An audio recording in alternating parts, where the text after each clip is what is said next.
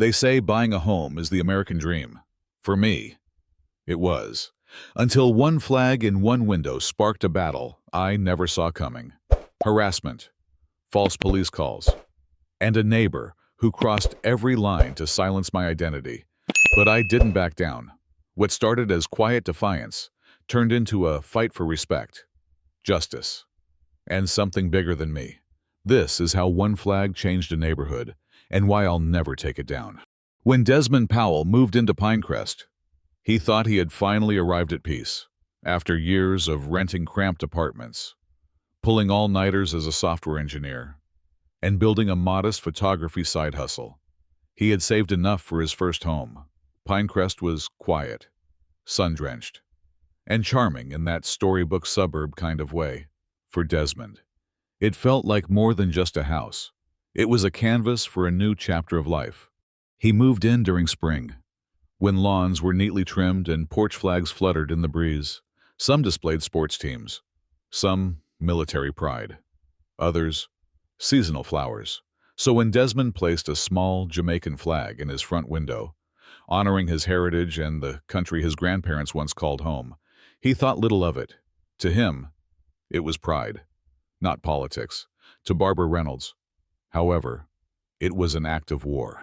Barbara lived across the street in a pale blue ranch-style house with trimmed hedges, an American flag, and an air of ownership over more than just her property. She introduced herself on Desmond's second day with a hard smile and a list of neighborhood guidelines she had typed herself. "We like to keep things uniform here," she said, motioning to the flag.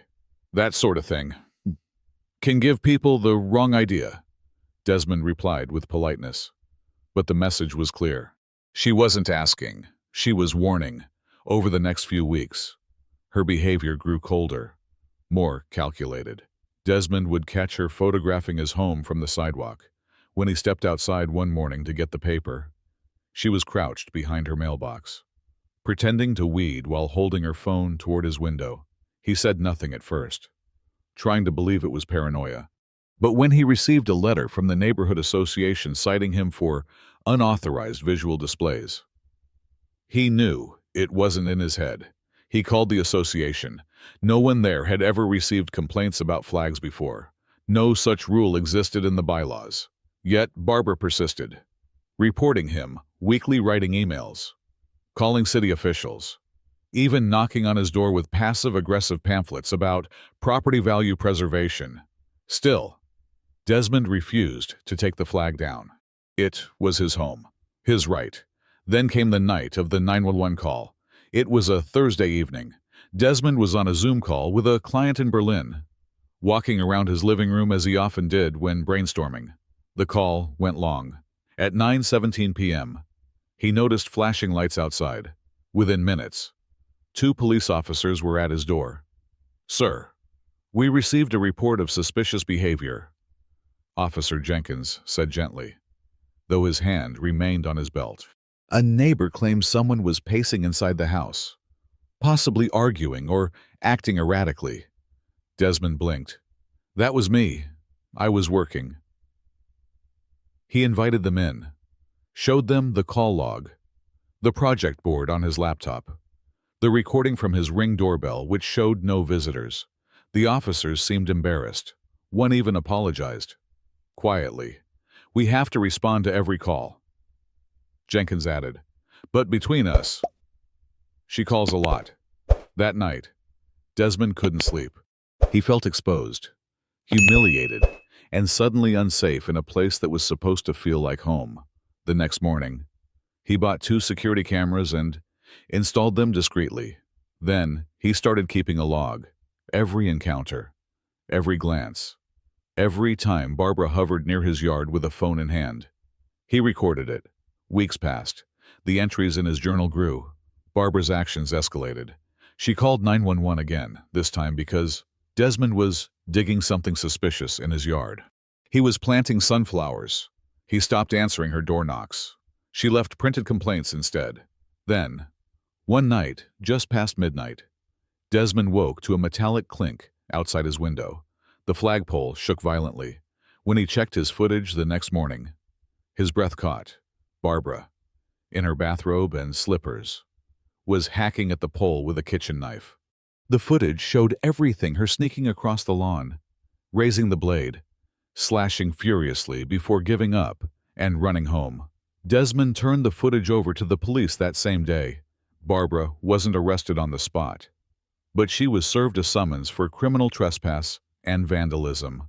The officers, Jenkins and Rodriguez this time, were courteous but firm. They watched the footage and shook their heads.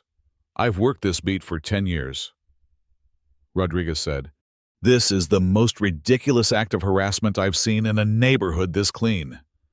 Desmond expected backlash, but something surprising happened instead. People started showing up, not to accuse, but to support. The Chens from 2 doors down brought him fresh baked bread. Elijah, a retired firefighter, offered to testify if needed. Even a few members of the HOA reached out, quietly acknowledging that Barbara's behavior had become a neighborhood embarrassment. Then came the letter. It was from Gregory Reynolds, Barbara's husband, handwritten, careful. He apologized not only for the incident, but for years of entitlement and unexamined prejudice he'd allowed in his household. He said he was staying with his sister for a while. Barbara stopped appearing on the street. The curtains in her windows stayed closed, and slowly, the neighborhood began to change.